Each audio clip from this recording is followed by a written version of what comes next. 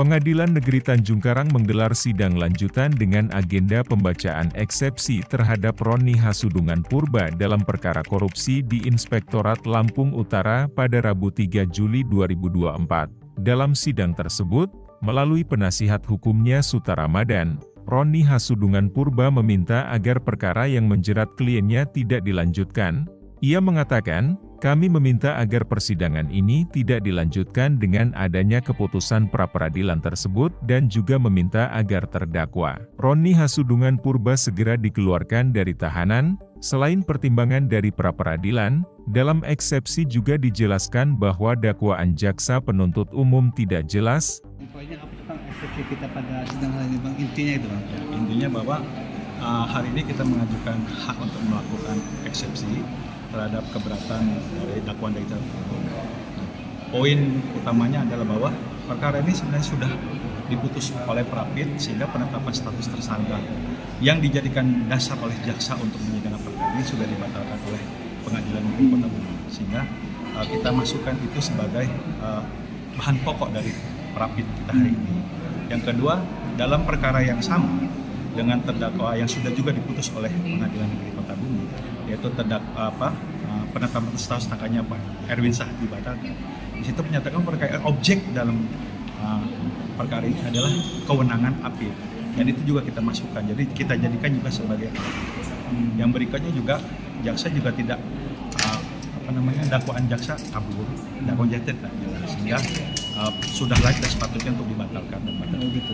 Bang, dari eksepsi itu sendiri Bang, apa yang kita minta kepada majelis hakim? Kita Bang? minta agar penetapan perkara ini tidak dapat dilanjutkan, kemudian penetapan terdakwanya juga digugurkan dengan adanya dengan adanya Prapit tersebut. Kemudian minta segera Pak terdakwa Roni Hasudungan ini segera dikeluarkan dari tahanan setelah putusan dijatuhkan.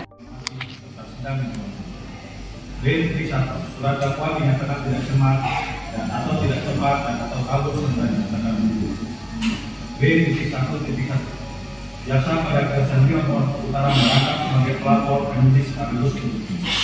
Mohon ahli pidana Dr. Ahmad Idam Ferdinand dalam keterangan persidangan pra peradilan dan perkara nomor 3 /2024 menerangkan bahwa prinsip asas pidana berlaku secara lebih besar dan menghormati hak asasi manusia. Semua proses harus dilakukan sesuai dengan ketentuan undang-undangan agar meminimalisir tindakan kesewenang-wenangan dari penyidik. Setiap orang harus diberikan hak-haknya, jangan dipaksakan untuk menjadi tersangka dan harus diberikan kesempatan untuk menjawab. Selanjutnya, bahwa dalam berkas perkara surat penetapan tersangka nomor 13/1/13/13/MD/1/04/2024 tanggal 30 April 2024 dan surat perintah tahanan nomor P/518-R/8.13/FB.1/04/2024 tanggal 30 April 2024 tidak ada data pelapor yang menunjukkan laporan bukti terlampir P1 dan P2. Menurut kami, lapornya adalah institusi Kejaksaan Negeri Lampung Utara dan sekaligus merangkap sebagai penyidik juga menuntut umum. Dengan demikian, maka Kejaksaan Negeri Lampung Utara bertentangan dengan prinsip check and balance dalam penanganan perkara. Bahwa berdasarkan Pasal 11, menurut hemat kami, dakwaan jaksa penuntut umum objektif dan melanggar asas check and balance sehingga menjadi cacat hukum forum disangka. Dakwaan jaksa penuntut umum patutlah dinyatakan batal. B.1.2 tentang lembaga yang berwenang menentukan ada atau tidaknya kerugian negara. Bahwa atas dasar tuntutan jaksa penuntut umum, kesalahan terdakwa ditetapkan berdasarkan laporan hasil audit BPKP perwakilan Provinsi Lampung yang merugikan negara sebesar 202.709.543,6%. Pada pekerjaan jasa konsultasi konstruksi jasa inspeksi teknikal di Inspektorat Kabupaten Lampung Utara tahun anggaran 2021 dan 2022. Bahwa kami akan berangkat menjadi lembaga yang berwenang mendeklar adanya kerugian negara, kerugian keuangan negara sebagai berikut. Untuk menentukan apakah dalam suatu kegiatan yang sedang disebut, khususnya dalam perkara dapat kerugian negara atau tidak. Hemat kami berdasarkan konstitusi dan peraturan perundang-undangan berlaku adalah Badan Pemerintah Keuangan. serta menjadi kewajiban dari jasa penuntut umum untuk membuktikan adanya bukti atau telah diaudit secara resmi oleh BPK. Bahwa dikaitkan dengan dakwaan atas berdasarkan hasil audit penghitungan kerugian keuangan negara yang dilakukan oleh BPKP Provinsi Lampung yang dijadikan oleh jaksa penuntut umum sebagai bukti untuk menjelaskan dakwa dan pasal 2 dan pasal 3 tidak bisa memenuhi unsur dalam dakwaan merugikan keuangan negara atau perekonomian negara justru menyalahi aturan dan tidak dapat diterima sehingga dakwaan yang diajukan oleh jaksa penuntut umum tidak cermat, kabur dan rinci dalam melakukan kehidupan kerugian negara. Sehingga audit perlindungan kerugian negara yang dilakukan oleh BPKP Provinsi Lampung tanpa koordinasi dengan BPKP.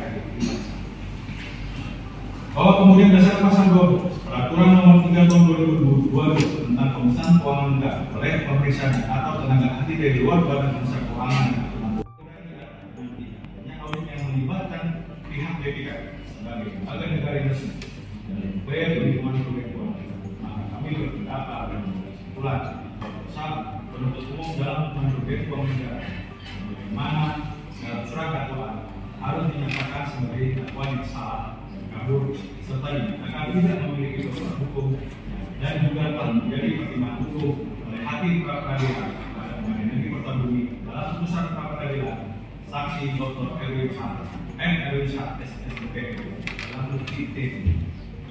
B.1. Sebelumnya, dalam persidangan perdana dengan agenda pembacaan dakwaan oleh Jaksa Penuntut Umum, Roni Hasudungan Purba yang merupakan Kepala Laboratorium Penguji Teknik Sipil Universitas Bandar Lampung didakwa melakukan tindak pidana korupsi. Tindak pidana korupsi yang diduga dilakukan terdakwa terjadi pada pekerjaan jasa konsultansi konstruksi dan jasa inspeksi teknikal di Inspektorat Kabupaten Lampung Utara pada tahun anggaran 2021 dan 2022.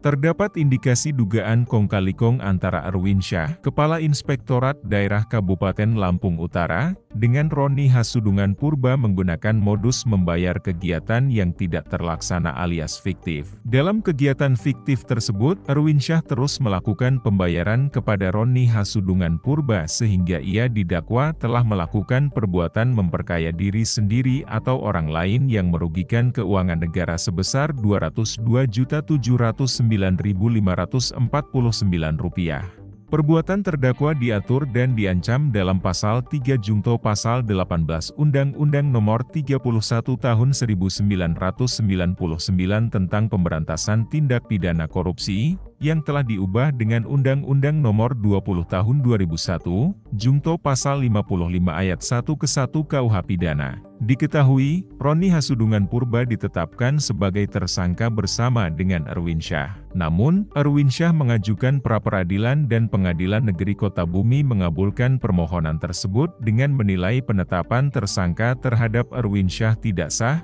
demikian pula dengan Roni Hasudungan Purba. Dalam putusan pra-peradilan Pengadilan Negeri Kota Bumi, penetapan tersangka terhadap dirinya juga dianggap tidak sah. Dari Bandar Lampung, tim Kupas TV melaporkan.